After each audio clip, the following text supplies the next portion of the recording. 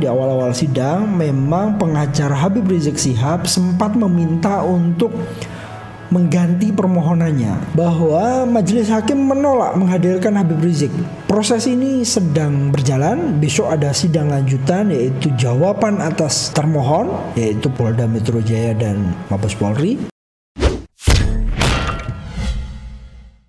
Assalamualaikum warahmatullahi wabarakatuh. Kembali lagi di podcast Mas Mansuri, podcast yang menjadi suara bagi mereka yang tidak mampu bersuara, podcast yang menjadi suara bagi mereka yang tidak berdaya, voice of voiceless. Sahabat sekalian, hari ini kita masuk pada berita terkini pada hari ini, yaitu salah satunya soal HRS yang tadi sudah menjalani sidang pertama pra peradilan, ya.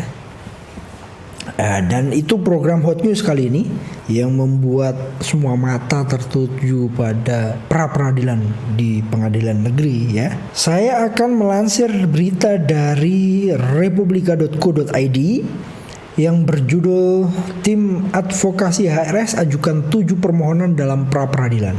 Nanti kita bisa kupas, ya.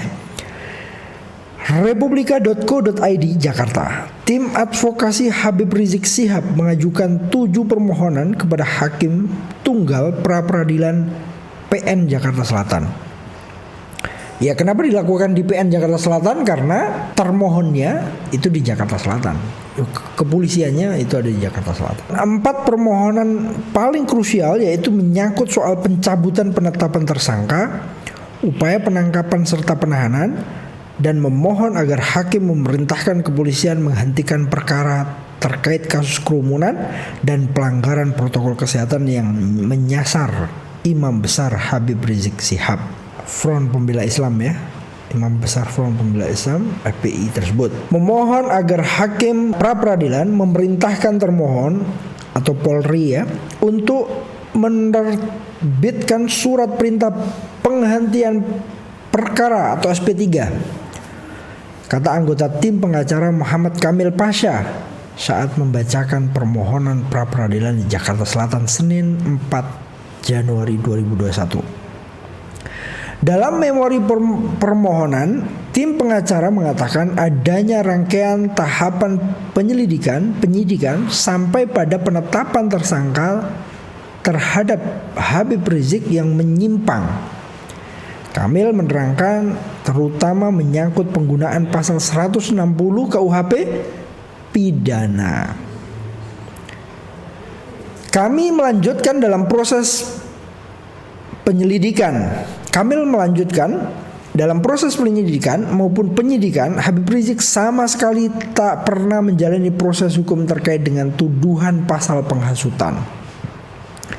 Pada tahap penyelidikan, Kepolisian Metro Jaya hanya memberitahukan tentang proses penyelidikan perkara menyangkut pasal 93 dan pasal 9 Undang-Undang Nomor 6 2018 tentang kekarantinaan kesehatan serta pasal 216 KUHP, ya, pidana, ya.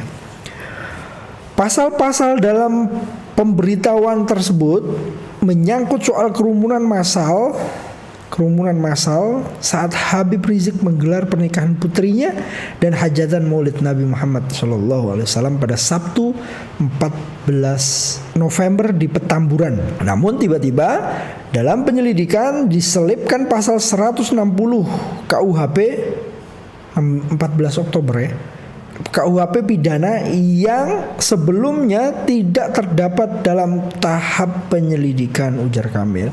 Jadi pasal itu diselipkan, pasal 160 KUHP, ya, yang sebelumnya tidak terdapat dalam tahapan penyelidikan, tiba-tiba ada, gitu katanya. Perbedaan tuduhan antara proses penyelidikan dan penyidikan tersebut dikatakan Kamil semestinya sinkron dan konsisten. Sebab itu tim pengacara meminta hakim agar menganulir 2 surat perintah penyidikan terhadap Habib Rizik, yaitu SP.Sidik, ya, .sidik garing 4604 tahun 2020 ya. Tertanggal 26 November dan SP Sidik 4735 2020 tertanggal 9 Desember 2020. Karena dikatakan Kamil adanya dua dasar penyidikan yang berasal dari satu proses penyelidikan yang berujung pada inkonsistensi penegakan hukum. Meminta hakim pra-peradilan menyatakan penyidikan yang dilaksanakan oleh termohon terkait peristiwa pidana sebagaimana dimaksud dalam penetapan tersangka terhadap diri pemohon atau Habib Rizik dalam pasal 160 KUHP dan pasal 93 Undang-Undang Nomor 6 Tahun 2018 ini tentang kekarantinaan ya. Pasal 216 KUHP adalah tidak sah dan tidak berdasar atas hukum, kata Kamil. Terkait penyidikan yang tak konsisten tersebut, tim pengacara pun mengatakan berdampak pada penetapan tersangka yang sesuai dengan hukum. Sebab itu, pada permohonan selanjutnya Kamil mengatakan meminta hakim pra-peradilan agar menyatakan penetapan tersangka Habib Rizik sebagai tindakan hukum yang tak sah dan semena-mena. Meminta hakim pra-peradilan menyatakan penetapan tersangka kepada pemohon yang dilakukan termohon beserta jajaran adalah tidak sah, tidak berdasar hukum dan oleh karena itu tidak mempunyai kekuatan hukum yang mengikat, ujarnya. Tim pengacara pun menyinggung soal keabsahan surat perintah penangkapan dan penahanan terhadap Habib Rizik. Surat itu SP Kap nomor 2502 pada tanggal 12 Desember 2020 dan surat nomor 2118 tahun 2020 tertanggal 12 Desember.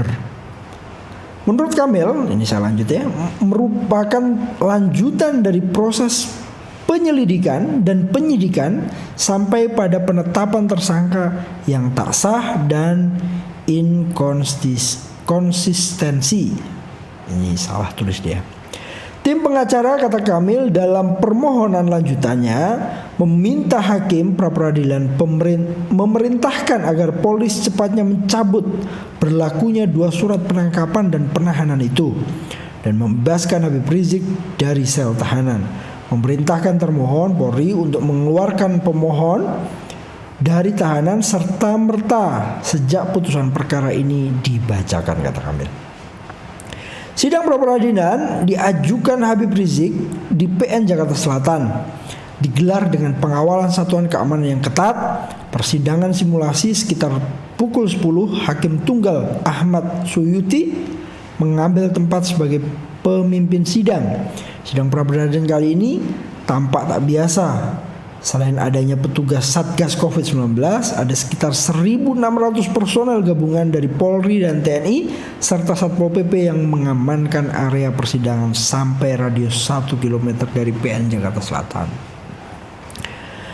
Akses masuk ke ruang persidangan pun dibatasi. Pantauan Republika di lokasi sidang, selain 5 anggota tim advokasi Habib Rizik serta tim pengacara Polda Metro Jaya dan Mabes Polri, tak ada yang diperkenankan masuk ke area persidangan. Para jurnalis termasuk pewarta foto hanya boleh diperkenankan memantau dan mengambil gambar persidangan dari jarak jauh di luar arena sidang. Akses suara dari pelantang dalam ruangan pun tak terdengar keluar ruang sidang. Sekitar pukul 12, Hakim Ahmad Suyuti melakukan skorsing sidang selama 1,5 jam. Skorsing tersebut dilakukan karena permintaan dari tim pengacara Habib Rizik yang akan melakukan perubahan terkait alasan-alasan yuridis penggugat permohonan pra-peradilan. Oleh karena ada penambahan tapi yang tidak mengubah substansi, untuk itu sidang kita tunda sampai jam 2, kata hakim. Jadi memang di awal-awal sidang memang pengacara Habib Rizik Syihab sempat meminta untuk mengganti permohonannya. Boleh, sah-sah saja asal substansinya sama. Tapi kalau penguatan boleh diganti ya, boleh ditambah. Ada juga tadi sempat saya baca bahwa majelis hakim menolak menghadirkan Habib Rizik. Itu tentu ada banyak pertimbangan ya. Dan proses ini sedang berjalan. Besok ada sidang lanjutan, yaitu jawaban atas termohon, yaitu Polri ya, Polda Metro Jaya dan Mabes Polri. Ya kita tunggu prosesnya. Kita semua mata bisa melihat, ini terbuka ya. Kita bisa melihat bagaimana sih upaya-upaya, langkah-langkah, argumentasi, fakta-fakta yang sesungguhnya sudah mulai bisa dibuka di awal gitu dalam sidang pra-peradilan ini. Saya yakin tim kuasa hukum Habib Rizik juga sudah mempunyai argumentasi tersendiri ya, argumentasi yuridis yang meyakini bahwa Habib Rizik Syihab tidak tepat disangkakan pada pasal yang sudah ada yang disangkakan oleh beliau. Begitu juga dari pihak Mabes Polri atau Polda Metro Jaya pasti juga punya dasar, punya argumentasi, bahkan penguatan dari tim ahli yang memungkinkan untuk memutuskan bahwa itu adalah pasal yang disangkakan oleh Habib Rizik. Simpang siur ini terus bergulir.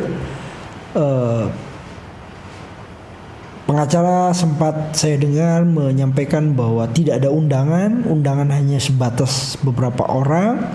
Mereka datang sendiri berbondong-bondong, memang tidak ada ajakan dan seterusnya. Itu argumentasi yang nanti akan kita bisa ketahui setelah proses ini, sidang ini berjalan. Sidang pra-peradilan tidak membutuhkan waktu yang lama, ada batasan ya, dan apapun hasilnya kita akan tunggu prosesnya. Silakan Anda komentari tapi dalam hati saja. Silakan Anda kritik, silakan saja, itu hak ya. Tetapi tetap jaga agar tidak ada saling gesekan satu sama lain, tidak saling menghujat satu sama lain, tidak saling membenci satu sama lain, karena itu bukan budaya bangsa ini, bukan budaya negeri ini. Kita harus bersatu kuat agar negeri ini damai dan melawan COVID-19, wabah yang sudah merenggut nyawa jutaan orang atau ratusan ribu orang. Ibu-ibu, anak-anak harus kehilangan ibu-ibunya, anak-anak harus kehilangan ayahnya karena direnggut oleh COVID-19. Maka 3M itu penting, jaga jarak, pakai masker, dan mencuci tangan itu menjadi penting untuk kita lakukan. Kebiasaan baru ini harus dimulai dari sekarang, sejak dini, di keluarga kita, di kantor kita, di tempat-tempat yang bisa kita kunjungi. Kita sosialisasikan 3M, cuci tangan, menjaga jarak, dan memakai masker. Demikian Hot News dalam podcast Mas Mansuri. Program Hot News ini adalah program yang mengupas atau membahas tentang hal-hal terbaru, terkini yang ada di Republik ini. Kali ini kita membahas soal Habib Rizik Syihab. Semoga beliau tenang ya, beliau menghadapi ini bagian dari ujian atau bagian dari kita tidak tahu, tetapi yang pasti kita berharap semuanya tenang, menahan diri. Kelompok A, kelompok B, kelompok C, kita sudah tidak perlulah capek kita saling menghujat. Kembali lagi nanti di podcast Mas Mansuri, podcast yang menjadi suara bagi mereka yang tidak mampu bersuara, podcast yang menjadi suara bagi mereka yang tidak berdaya, voice of voiceless. Jangan lupa sebar akun ini, postingan ini, share, like, dan komen agar kita bisa terus konsisten untuk menaikkan isu-isu terhangat di negeri ini. Assalamualaikum warahmatullahi wabarakatuh.